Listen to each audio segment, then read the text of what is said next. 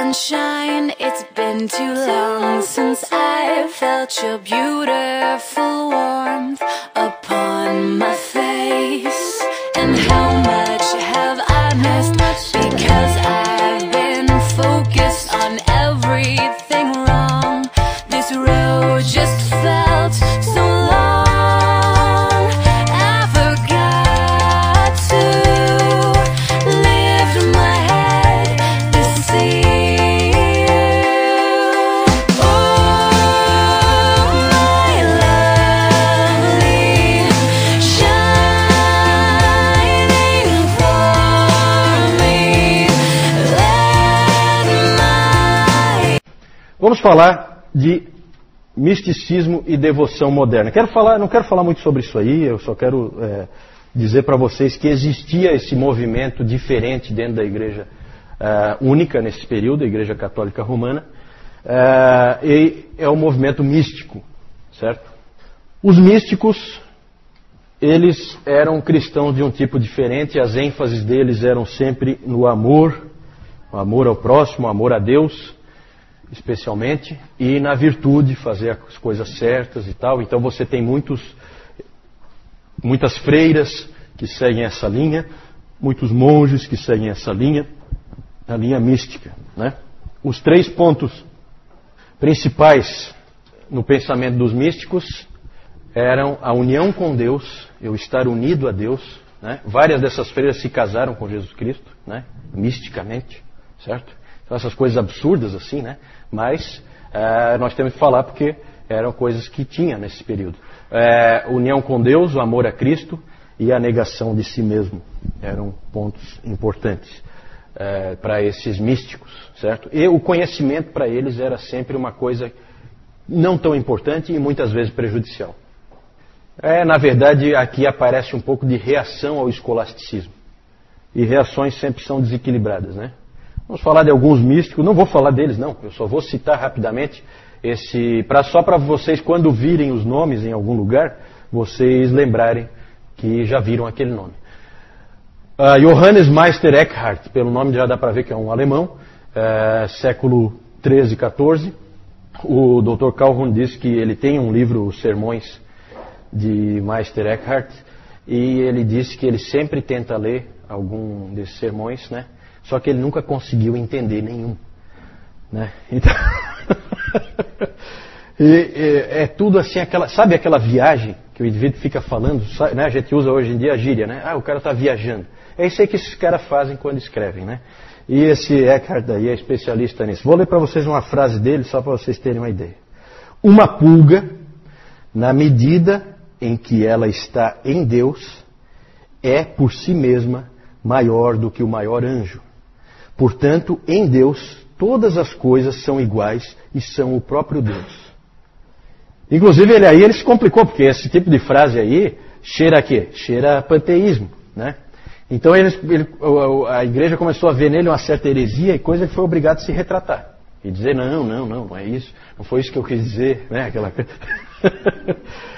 então é complicado, né? Mas é um sujeito esquisito esse aí, mas é um sujeito bastante conhecido, né? Esse Meister aí, na verdade, não é do nome dele, não, é mestre, né?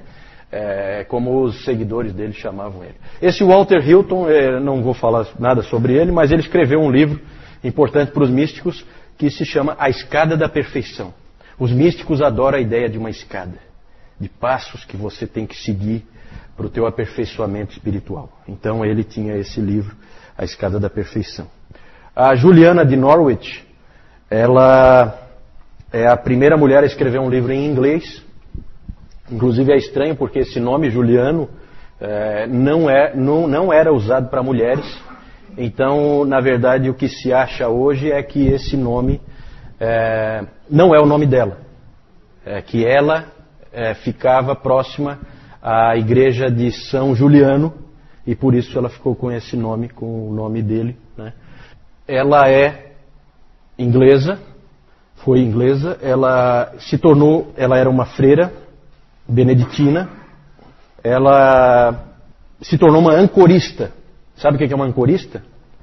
É uma pessoa que fica enclausurada numa igreja Então ela fica, é feito um quarto para ela, com uma janelinha que dá para dentro da igreja, que é por onde ela pode se confessar, esse tipo de coisa, e uma janelinha que fica para fora da igreja, que é onde o povo vem conversar com ela, se aconselhar, né?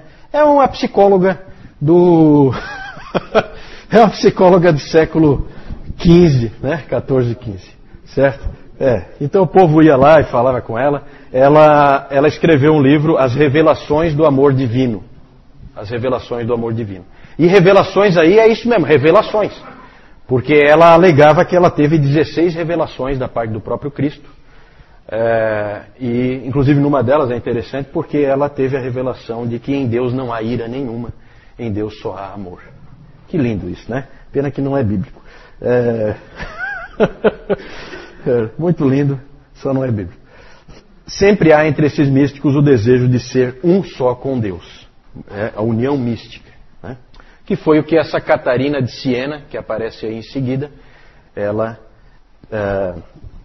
atingiu, ou pelo menos pensou atingir, né? Ela era uma freira dominicana, essa Catarina de Siena. Ela disse que ela foi importante para trazer o Papa de volta para Roma, que o Gregório XI foi convencido por ela para voltar. Ela era uma mística um pouco diferente, porque ela realmente ajudava as pessoas, ela era uma pessoa que cuidava dos pobres, tinha envolvimento social, né, diferente de outros místicos que só pensam em si. Nisso ela é um pouco diferente. Ela conta no seu livro O Diálogo sobre vários arrebatamentos espirituais que ela sofreu, inclusive um delas em que ela se casou com Jesus Cristo, né? Então, essas coisas estranhas que tinham desses místicos, né? É a união mística, certo?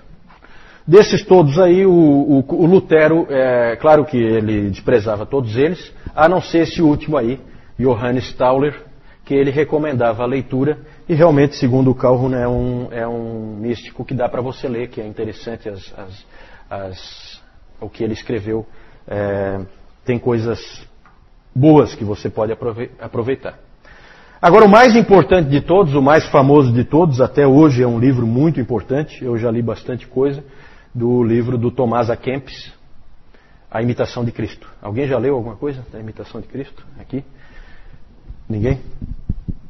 É um livro realmente interessante, é um livro diferente. Esse Tomás A. Kempis, ele era um alemão, ele entrou nessa ordem dos irmãos da vida comum, que é uma ordem de leigos holandesa. E esse livro é um livro bem interessante, é um livro diferente, que ainda tem bastante coisa interessante para você ver hoje ainda. Ele tem bastante do sistema sacramental, mas também tem alguns elementos de justificação pela fé, tem alguma coisa de graça, não muito, mas tem bastante coisa válida ali. Ele é um livro parecido com o livro de Provérbios.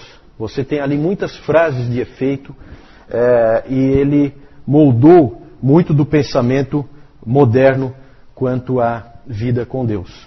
Ele é um pouco diferente dos outros. Tanto que o livro A Imitação de Cristo é tão importante que, quando se fala em devoção moderna, é sinônimo do livro do Tomás A. Kempis, A Imitação de Cristo. Esse livro é lido hoje ainda, é um livro que tem validade, né, diferente das outras coisas que é mais de significado mais histórico, né? É claro que você tem que saber separar aí o joio do trigo, como em tudo, né? Reter o que é bom só. Avaliação do misticismo. Eu falei que ia ser rápido e realmente isso aí não tem muito por que a gente gastar muito tempo, não tem nada de muito valor aí para nós. O que tem de bom no misticismo? A ênfase no amor a Deus, uma coisa do coração que o escolasticismo não tinha. Isso aí é uma coisa que não dá para a gente dizer que é ruim. A quietude, a humildade, tudo isso eles tinham. A ideia de você se diminuir, né? Tudo isso aí são coisas que você pode ver nesses místicos que são coisas de valor. Por outro lado, aspectos ruins são o extremo individualismo, né? Porque a pessoa realmente pensa nela, uma tendência forte de justificação pelas obras, e essa ênfase em experiência e sentimento em vez da palavra de Deus, né? Então essas experiências, arrebatamentos e não sei o que, tudo isso aí são coisas perigosas Principalmente quando depois você escreve livros dando autoridade para aquilo ali, né? Aí é mais perigoso ainda. É isso aí. Aqui então vocês veem a Catarina de Siena. Ali vocês têm aqui a pintura da união mística, né? Ali não dá para ver, mas é uma troca de alianças dela com Cristo, né?